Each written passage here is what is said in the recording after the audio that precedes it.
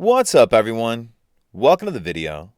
Today we're in a 2020 Land Rover Defender, and we're going to take a look at how to clear the maintenance required message, which will also reset the oil life after an oil change. So I'm in the vehicle's off. You'll need to have your key with you. And the first thing we want to do is open the driver's door.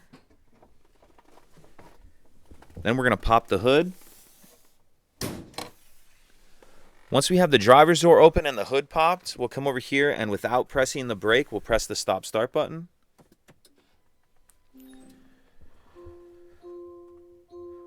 Once the ignition turns on, what we're going to do is come down here and first I'm going to press the brake pedal all the way down for a couple seconds, and then I'll press the gas pedal all the way down and hold them both down.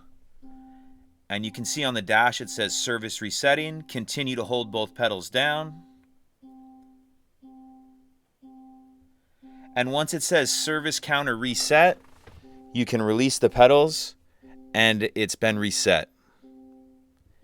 If you could take a second to like and subscribe, it helps us out and I'd appreciate it. Thank you.